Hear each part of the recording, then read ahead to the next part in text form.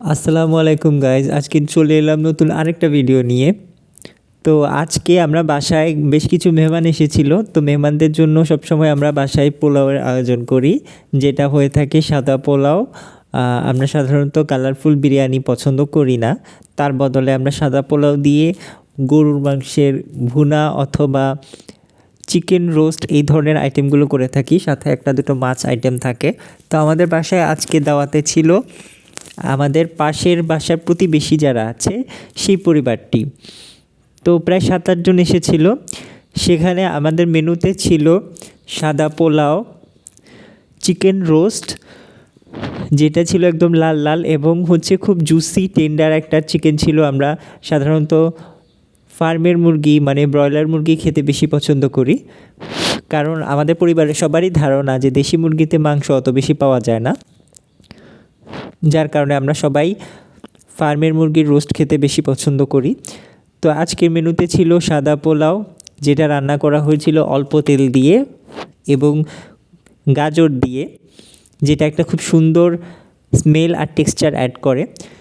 সাদা পোলাও ছিল, তার সাথে চিকেন রোস্ট ছিল এবং ছিল ডিম ভুনা, রুই মাছ ভাজি, এবং শেষ পাতে ছিল যে মিষ্টি দই আর ফিরনি, এবং খাবারের সাথে কোক তো ছিলই। তো কোক হিসেবে আমরা দেশি যে কোকগুলো আছে, যেমন ফ্রেশ কোলা এবং মোজো, এগুলো রিসেন্টলি খাচ্ছি, যেহেতু ইসরায়েলের পণ্য বয়কট করতে বলা হয়েছে। এই কারণে আমরা কোকা কোলা আর পেপসি, স্প্রাইট, 7 আপ এগুলো থেকে আমরা বর্তমানে অনেক দিন ধরেই দূরে আছি।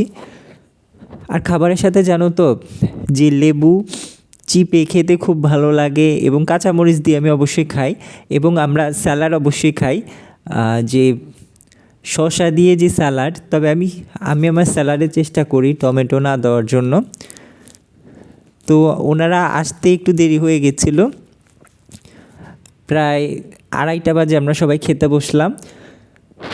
তো খাবারটা খুব মজা হয়েছিল, এবং মেহমানরা সবাই খাবারের প্রশংসা করলেন। রোস্টটা কতটা লোভনীয় হয়েছে তোমরা দেখতেই পাচ্ছ। তো এইরকম লোভনীয় রোস্ট রান্নার জন্য অবশ্যই এটাতে কিছু পরিমাণে গুঁড়ো দুধ অবশ্যই দিতে হবে রোস্ট রান্না করার সময়। আর ডিম ভুনা আমার খুব ফেভারিট একটা আইটেম, যেটা আমরা সব সময় বাড়িতে কোনো দাওয়াত থাকলে ডিম ভুনা করে থাকি। অনেক সময় বাসায় কোনো আইটেম না থাকলে সাদা ভাত দিয়ে শুধু ডিম ভুনা করে সেটা একমাত্র আইটেম হিসেবে আমরা খেয়ে থাকি। তো ডিম ভুনাটা সবসময় আমাদের বাসায় থাকে, যেটা বিশেষ করে কোনো দাওয়াতের অনুষ্ঠান যদি থাকে, কারো যদি দাওয়াত থাকে, যদি পোলাও বা বিরিয়ানি রান্না করা হয়, বিরিয়ানির ক্ষেত্রে তো ডিম ভুনাটা অবশ্যই লাগে, কারণ একমাত্র সবগুলো আইটেম যদি ড্রাই থাকে তাহলে ডিম ভুনা থেকে যে গ্রেভিটা থাকে সেই গ্রেভিটা দিয়ে খাওয়া হয়ে যায়। তো আজকের আইটেমগুলো সবগুলোই খুব মজা হয়েছিল, মেহমানেরা খুব প্রশংসা করেছে এবং প্লেট পুরো চেটে পুটে খেয়েছে। তারা সবগুলো আইটেমেরই বিশেষ প্রশংসা করেছে, বলেছে যে রুই মাছটা খুব মজা হয়েছে, রুই মাছ ফ্রাই যেটা ছিল। পোলাওটা নাকি খুবই অসাধারণ হয়েছে। তারা অনেকেই ঘি ছাড়া পোলাও রান্না করতে পারে না। তো এই রেসিপিটা আমাদের কাছ থেকে তারা জানতে চেয়েছেন, যে আমরা কিভাবে সামান্য তেল দিয়ে কিভাবে এত সুন্দর ঝরঝরে পোলাও রান্না করলাম। তো এর সাথে আমরা বিফও ছিল আইটেম, বিফের কথা আমি বলতে আপনাদেরকে ভুলে গিয়েছি। বিফ ভুনা ছিল, যেটা খুব ভালো লেগেছে আমাদের প্রতিবেশী যারা এসেছেন তাদের। তো খাবারের সাথে আমরা কোক খেয়েছি সবাই। আর তো এই ছিল আজকের ব্লগ।